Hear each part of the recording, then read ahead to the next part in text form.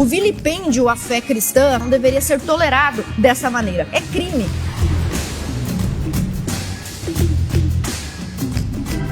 Em 2019, eu apresentei aos senhores um projeto de lei PL 74, que tramitou nessa casa, foi aprovado, sancionado pelo governador e hoje é a Lei 18.629. Esta lei, em sua ementa, proíbe o vilipêndio à fé cristã. No entanto, muitos dos senhores deputados acabaram ouvindo narrativas que induziam a alterar o texto do projeto de lei para que ele contemplasse e protegesse todas as religiões. Mas, mais uma vez, eu venho a essa tribuna para dizer que a religião mais perseguida e vilipendiada do país atualmente é a nossa, a majoritária, a religião cristã. A cantora, a famosíssima cantora Cláudia Leite, está sendo processada por ter trocado a palavra Iemanjá por Jesus.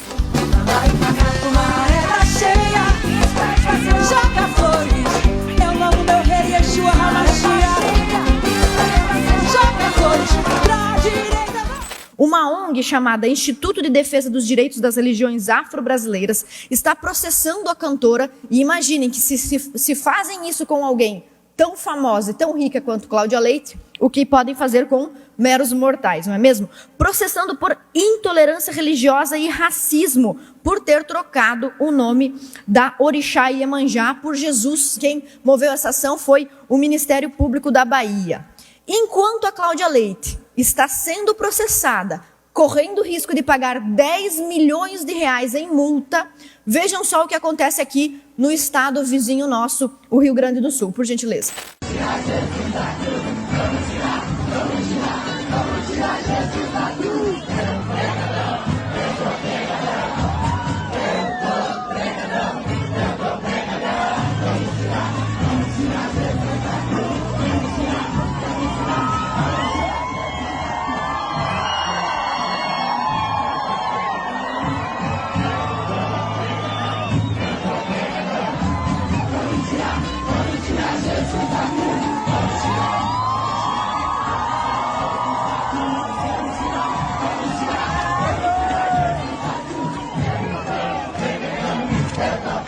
Pois bem, olha só, isso, embora engraçado e cômico, na verdade é crime. O vilipêndio à fé cristã, à fé católica, não deveria ser tolerado dessa maneira. Isso que os senhores viram aí é o Bloco da Laje, que faz recorrentes apresentações ensinando Jesus e outras coisas referentes à nossa religião. Pois bem, aí vocês estão vendo um Jesus como se fosse um personagem GLS fazendo um striptease. Eu não sei se tem alguém em sua consciência que poderia não considerar isso um vilipêndio. Pois bem, o que aconteceu com esses atores, com os responsáveis pelo Bloco da Laje até o momento? Nada, absolutamente nada.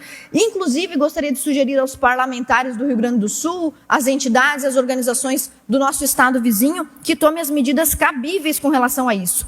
Por quê? Isso não foi uma empolgação de um membro da comunidade gaysista que bebeu demais e resolveu dançar em cima de uma árvore. Não foi isso. Essa apresentação foi intencional, premeditada, elaborada e patrocinada. Ocupar as ruas com um bloco de carnaval é um ato político.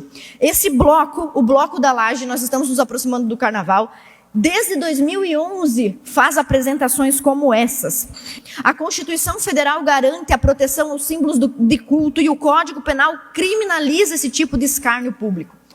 Alguns juristas denunciaram esse bloco por estar recebendo, inclusive, recursos públicos, apontando mais de 350 mil reais que já foram destinados pelo governo do Rio Grande do Sul e Prefeitura de Porto Alegre para essa finalidade. Então, além dos deputados do nosso estado vizinho terem que acionar alguma medida com relação a isso, nós precisamos nos proteger e melhorar algumas legislações que nós temos aqui na Assembleia Legislativa.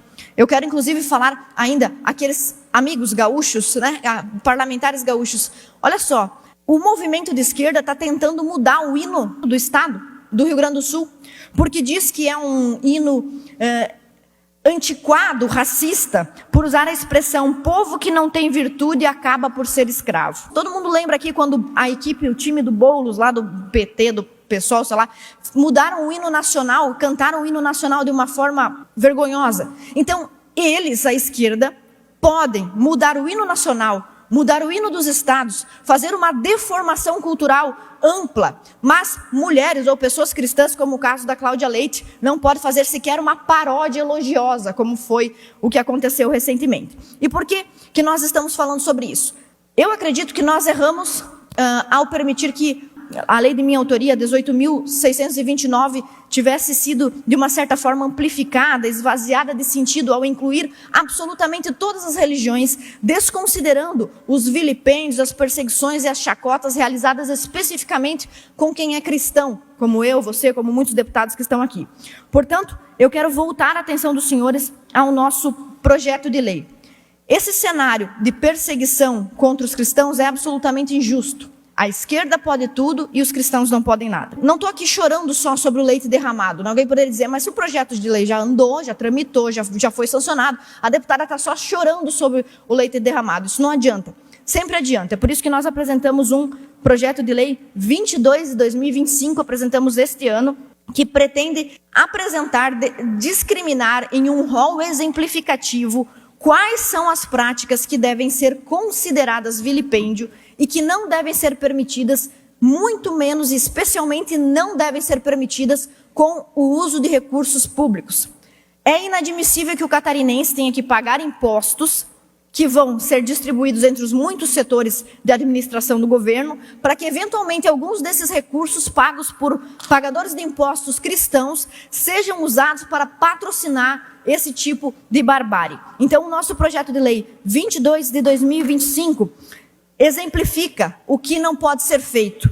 Por exemplo, representação artística ou performance que usa de maneira inadequada os objetos e símbolos de devoção, como, por exemplo, o rosário e o crucifixo.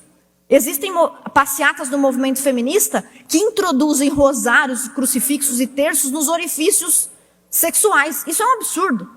Por que nada acontece com essas pessoas? Então, o nosso projeto de lei exemplifica exatamente o que não pode ser feito. Além disso, nós citamos também no inciso 2º a representação de figuras centrais do cristianismo de forma vexatória, como também o movimento feminista costuma fazer, e no carnaval também, uma encenação com a Virgem Maria abortando, ou discutindo a ilibada conduta, a imagem ilibada que Nossa Senhora tem no imaginário popular, no imaginário cristão. Também o uso de elementos litúrgicos que não devem ser usados em contexto contrário à sua finalidade, como, por exemplo, a profanação da hóstia, que para os católicos é sagrada. Pode não ser para você, para alguém que tem outra religião, mas para os católicos é sagrada. E o desconhecimento disso leva, inclusive, a alguns erros elementares de alguns políticos, como nós vimos, por exemplo, na pandemia de Covid, quando o ex-governador, que deveria saber, mas não sabia, o ex-governador Moisés sugeriu, na verdade determinou, que se embalasse a hóstia num plástico, desconhecendo completamente o que a hóstia significa para os católicos.